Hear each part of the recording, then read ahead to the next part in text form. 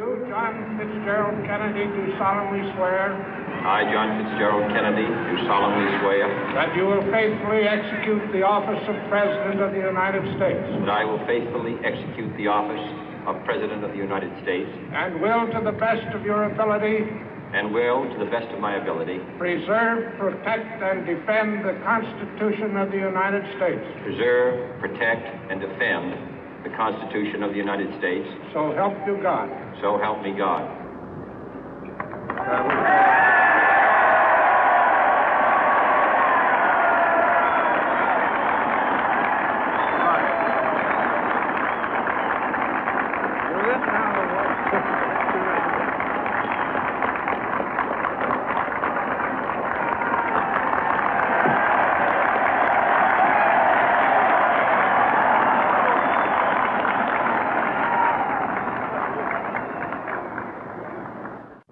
Vice President Johnson, Mr. Speaker, Mr. Chief Justice, President Eisenhower, Vice President Nixon, President Truman, Reverend clergy, fellow citizens.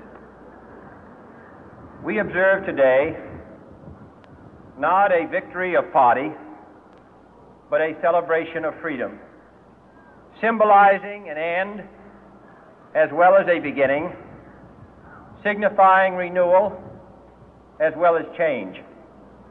For I have sworn before you and Almighty God the same solemn oath our forebears prescribed nearly a century and 3/4 ago.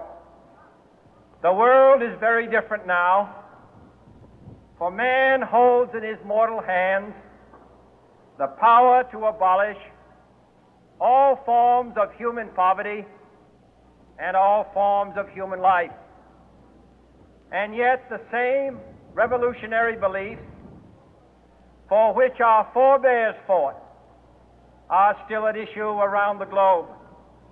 The belief that the rights of man come not from the generosity of the state, but from the hand of God. We dare not forget today that we are the heirs of that first revolution. Let the word go forth from this time and place to friend and foe alike that the torch has been passed to a new generation of Americans born in this century, tempered by war, disciplined by a hard and bitter peace, proud of our ancient heritage, and unwilling to witness or permit the slow undoing of those human rights to which this nation has always been committed and to which we are committed today at home and around the world.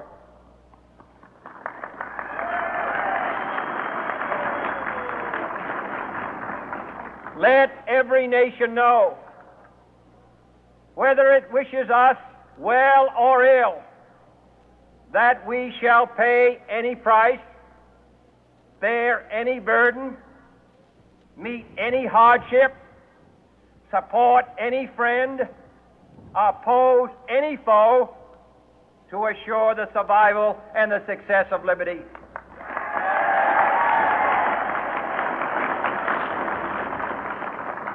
This much we pledge and more. To those old allies whose cultural and spiritual origins we share, we pledge the loyalty of faithful friends. United, there is little we cannot do in a host of cooperative ventures. Divided, there is little we can do, for we dare not meet a powerful challenge at odds and split asunder. To those new states whom we welcome to the ranks of the free, we pledge our word that one form of colonial control shall not have passed away merely to be replaced by a far more iron tyranny. We shall not always expect to find them supporting our view, but we shall always hope to find them strongly supporting their own freedom, and to remember that in the past, those who foolishly sought power by riding the back of the tiger ended up inside.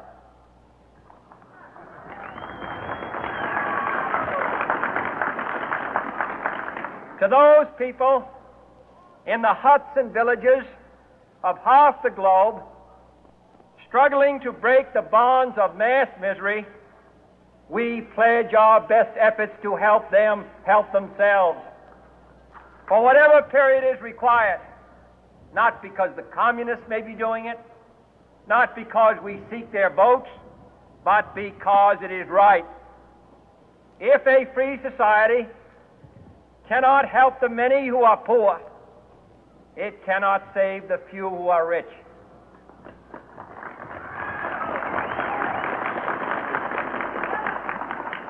To our sister republics south of our border, we offer a special pledge to convert our good words into good deeds, in a new alliance for progress, to assist free men and free governments in casting off the chains of poverty. But this peaceful revolution of hope cannot become the prey of hostile powers. Let all our neighbors know that we shall join with them to oppose aggression or subversion anywhere in the Americas.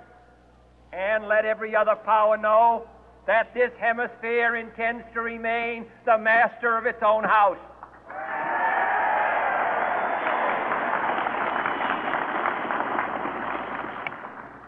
To that world assembly of sovereign states, the United Nations, our last best hope, in an age where the instruments of war have far outpaced the instruments of peace, we renew our pledge of support to prevent it from becoming merely a forum for invective, to strengthen its shield of the new and the weak, and to enlarge the area in which its writ may run. Finally, to those nations who would make themselves our adversary, we offer not a pledge, but a request that both sides begin anew the quest for peace.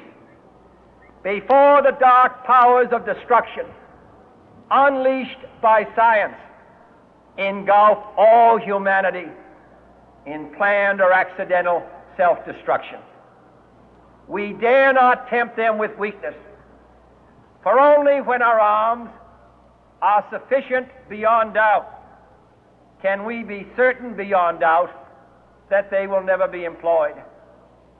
But neither can two great and powerful groups of nations take comfort from our present course, both sides overburdened by the cost of modern weapons, both rightly alarmed by the steady spread of the deadly atom, yet both racing to alter that uncertain balance of terror that stays the hand of mankind's final war. So let us begin anew, remembering on both sides that civility is not a sign of weakness, and sincerity is always subject to proof. Let us never negotiate out of fear, but let us never fear to negotiate.